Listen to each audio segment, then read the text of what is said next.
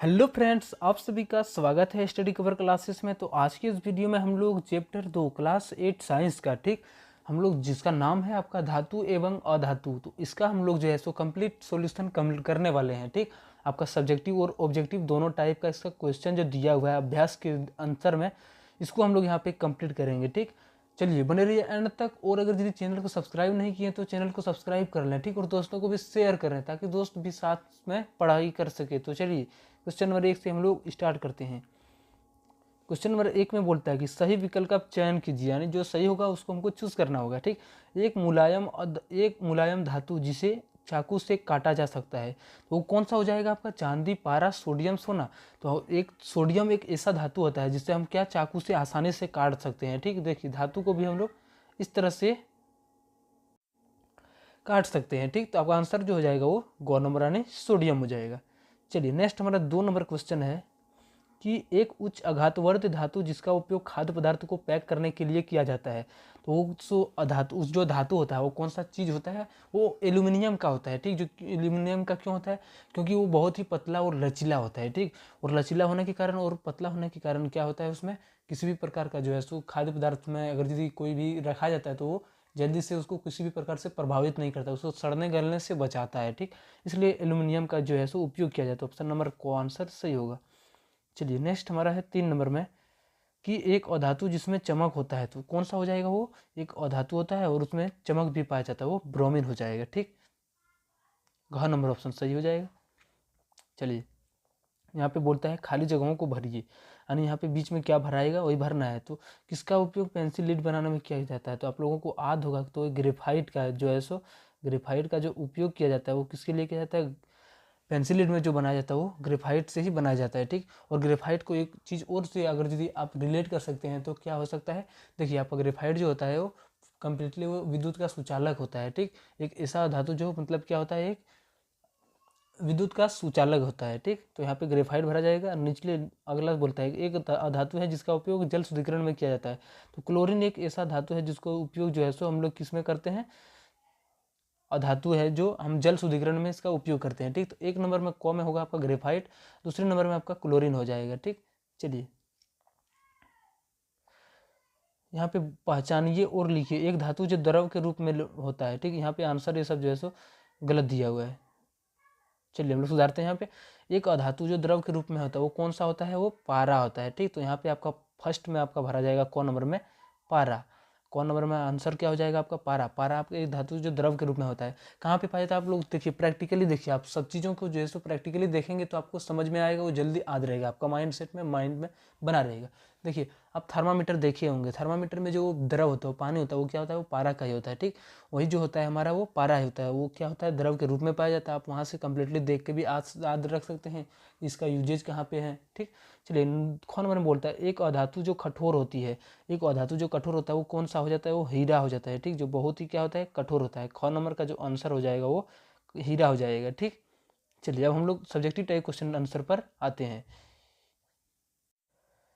चलिए धातु एवं अधातु का है हमारा पार्ट 2 का। चलिए विस्थापन प्रतिक्रिया क्या है, सबसे पहले हमारा क्वेश्चन है। तो वो सब प्रक्रिया जिसमें कोई क्या करता है, जिसमें एक कम का अभिक्रियाशील धातु होता है, एक अधिक अभिक्रियाशील धातु होता है। और उसमें होता क्या है कि अधिक अभिक्रियाशील जो धातु होता है वो क्या करता है? कम अभिक्रियाशील धातु को विस्थापित कर देता है। देखिए लिखा हुआ है कि वह प्रक्रिया जिसमें एक अधिक अभिक्रियाशील धातु कम क्रियाशील धातु को विस्थापित कर देती है, तो उससे हम लोग क्या करते हैं? विस्थापन प्रतिक्रिया करते हैं। यानी इसके मैंने कोई एक ज़्यादा रिएक्टेंस वाला मैंने ज़्यादा कोई अभी देखिए यहाँ पे, चलिए यहाँ पे हम एक इक्वेशन लेते हैं Fe+CuSO4। चलिए यहाँ से हम लोग क्या करते हैं, एक आयरन होता है, एक कॉपर सल्फेट का विलयन होता है। चलिए हम लोग यहाँ से अगर यदि रिएक्शन करेंगे यहाँ पे तो क्या होगा? तो Fe+CuSO4 जो हो जाएगा वो क्या? SO4 जो हो जाएगा Fe के साथ आ जाएगा और Cu जो है सो बाहर हो जाएगा। तो इस तरह की जो प्रतिक्रिया होती है वो क्या होती है? हमारा विस्थापन प्रतिक्रिया होती है। Fe+ आपका जो है CuSO4 एक तरफ और आपका Fe जो है सो विस्थापित हो जाएगा। तो इस तरह की प्रतिक्रिया हमारा विस्थापन प्रतिक्रिया कहलाती है।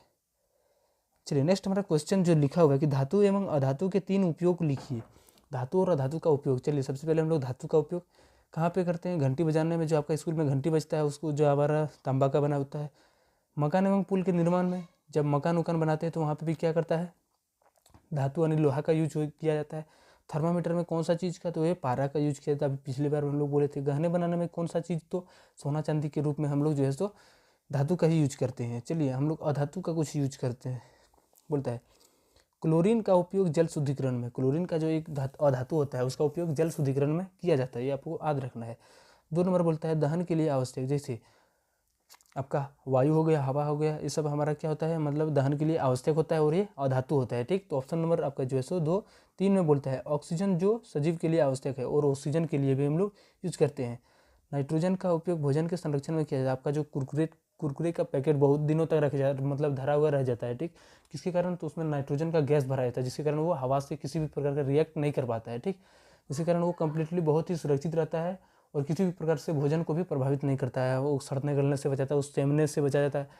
लेकिन कभी आप लोग गैस किए होंगे, जब उसमें छेद हो जाता है तो क्या होता है, कम्प्लीटली वो सेम जाता है। ठीक, क्या होता है उसमें, मतलब वायु ऑक्सीजन जो है उससे प्रतिक्रिया करके जो है सो सेम कर देती है। चलिए नेक्स्ट हमारा 6 नंबर से है कि कारण बताइए एल्यूमिनियम की पन्नी का उपयोग खाद्य सामग्री को लपेटने में क्यों किया जाता है। ठीक, इसका कारण बताना है। क्यों किया जाता है, क्योंकि वो बहुत ही क्या होता है, लचीला एवं मुलायम होता है। ठीक, तथा वो किसी भी प्रकार का मतलब रिएक्शन नहीं करता किसी के साथ जो है सो, मतलब पन्नी के साथ और खाद्य पदार्थ के साथ जो किसी भी तरह का मतलब हानि वाला प्रतिक्रिया नहीं करता है। ठीक, चलिए आंसर लिखेंगे कि क्योंकि एल्यूमिनियम बहुत ही मुलायम एवं लचीला पदार्थ होता है तथा ये किसी भी खाद्य पदार्थ के साथ प्रतिक्रिया नहीं करती है, इसलिए एल्यूमिनियम का उपयोग जो होता है खाद्य पदार्थों को लपेटने में किया जाता है। ठीक, इतना आपको लिख देना है कंप्लीटली, आपको फुल में फुल मार्क्स मिलेगा, कहीं पे भी लिख दीजिएगा। चलिए नेक्स्ट हमारा है ख नंबर में, कारण बताने वाला ही है। सोडियम और पोटेशियम को मिट्टी के तेल में रखा जाता है। मिट्टी के तेल को ही हम लोग केरोसिन तेल भी बोलते हैं। ठीक, इसको भी याद रखना है कि क्यों होता है, क्योंकि जो सोडियम और पोटेशियम एक खुले वातावरण में क्या होता है, ऑक्सीजन हमारा वातावरण में पाया जाता है और वो सोडियम जो है तो पोटेशियम जो है तो बहुत ज़्यादा रिएक्टेंस करता है, उसके साथ बहुत ज़्यादा मतलब अभिक्रिया कर लेती है। ठीक, जिसके कारण वो क्या होता है, कम्प्लीटली। चलिए पढ़ते हैं हम लोग। सबसे पहले हम जानते हैं कि सोडियम तथा पोटेशियम एक अत्यंत अभिक्रियाशील धातु होती है, जिसके चलते ये खुले वातावरण में उपस्थित ऑक्सीजन से अभिक्रिया करके स्वतः जल उठता है। इसलिए सोडियम और पोटेशियम को मिट्टी के तेल में डुबाकर रखा जाता है। यानी आप लोग ये बातें समझ गए होंगे। ठीक, और देखिए हम बहुत सारा मतलब क्या हुआ था कि सब लोग जो है सो टुडे से ही डाल रहे हैं, टुडे से डाल, जिसमें क्या होता है हार्ड लैंग्वेज, मैंने भाषा जो है सो आपका किताबी लैंग्वेज होने वाला है, जिसमें आपको कुछ भी तिनका भी समझ में नहीं आएगा अगर यदि आप बेसिक से हैं। ठीक, इसलिए हम सोचे कि उन विद्यार्थियों के लिए जो हमारा ये प्रॉब्लम है, उनको अगर यदि अच्छे से प्रोवाइड किया जाए तो क्यों ना हमारे झारखंड के जो बच्चे हैं वो अच्छे से पढ़ाई कर सकेंगे, और अच्छे से पढ़ाई करेंगे तो हमारा देश, हमारा राज्य का नाम क्या होगा, वो रोशन होगा। ठीक, सभी लोग शिक्षित होंगे, पढ़ेंगे लिखेंगे, तो इसलिए हम लोग जैसे नोट्स बना के इस तरह से आप लोगों को प्रोवाइड करवा रहे हैं। ठीक, इसलिए ज़्यादा से ज़्यादा इस चैनल को सपोर्ट करो, सब्सक्राइब करो, दोस्तों को शेयर करो। चलिए यहाँ से होता है 7 नंबर हमारा क्वेश्चन आता है कि क्या होता है जब तनु सल्फ्यूरिक अम्ल कॉपर प्लेट पर डाला जाता है। यानी सांद्र जो है सो आपको तनु सल्फ्यूरिक अम्ल जब कॉपर प्लेट पर डालता है तो क्या होता है, वो मतलब लवण बना देता है। ठीक, उसके साथ क्या करता है, चलिए यहाँ पे पढ़ते हैं कि जब तनु सल्फ्यूरिक अम्ल को कॉपर प्लेट पर डाला जाता है तो कॉपर सल्फेट तथा हाइड्रोजन गैस बनाता है। यानी ये आपका तनु सल्फ्यूरिक अम्ल हो गया। इसको जब कॉपर के साथ रिएक्शंस करेंगे तो क्या होगा, ये अपना हाइड्रोजन जो है सो हाइड्रोजन यहाँ से गैस निकल जाएगा। ठीक, तो हाइड्रोजन गैस निकालेंगे तो हमारा बचेगा क्या, Cu और SO4, तो ये दोनों आपस में कंबाइंड करके सल्फेट बना देगा। ठीक, तो क्या क्या हमारा ये जो उत्पाद में मिला, कॉपर सल्फेट पर डाला तो कॉपर सल्फेट मिलता है तथा हाइड्रोजन गैस बनता है। ठीक, आपको ये याद रखना है और इक्वेशन को भी याद रखना है। H2SO4 plus Cu equal is बोलेंगे किसे, H2SO4 plus Cu gives CuSO4 plus H2। ठीक, इस तरह से एरो दिए हैं, क्यों दिए हैं इसको, क्योंकि ये हाइड्रोजन गैस जो है सो मुक्त हो रहा है यहाँ से। ठीक ना, चलिए अब 8 नंबर हमारा लास्ट क्वेश्चन है कि क्या आप नींबू के अचार को एल्यूमिनियम पात्रों में रख सकते हैं। तो चलिए पढ़ते हैं। नहीं, क्यों, क्योंकि नहीं, मतलब जैसे ही नींबू का अचार जो होता है उसमें क्या अम्ल पाया जाता है और एल्यूमिनियम एक प्रकार का धातु होता है, जो क्या दोनों अम्ल और धातु का जो अभिक्रिया होता है वो क्या करता है, अपना हाइड्रोजन गैस के साथ मुक्त करने के साथ साथ वो क्या करता है, एक लवण भी बनाता है। ठीक, चलिए नहीं, क्योंकि एल्यूमिनियम एक धातु है जो नींबू में उपस्थित अम्ल से अभिक्रिया करके एल्यूमिनियम का लवण बनाता है, जो हमारे लिए खतरनाक हो सकता है, इसलिए जो है सो नहीं खाना चाहिए एल्यूमिनियम के पात्रों में। ठीक, नींबू का अचार। तो यही था आप लोगों का। चलिए आपका यहाँ से जितना भी धातु एवं अधातु का आपका क्वेश्चन बन सकता था, एग्जाम में पूछा जा सकता है, कोई भी एग्जाम में आपका या बड़े पेपर्स में भी ये सब पूछे जाते हैं, तो उनके लिए सारा यहाँ से कंप्लीट हो गया। ठीक, चलिए चैनल को सब्सक्राइब नहीं किए तो चैनल को सब्सक्राइब कर लें और लाइक कर लें और दोस्तों को जो है सो शेयर करना ना भूलें। ठीक, मिलते हैं नेक्स्ट वीडियो में, तब तक के लिए जय हिंद, जय भारत।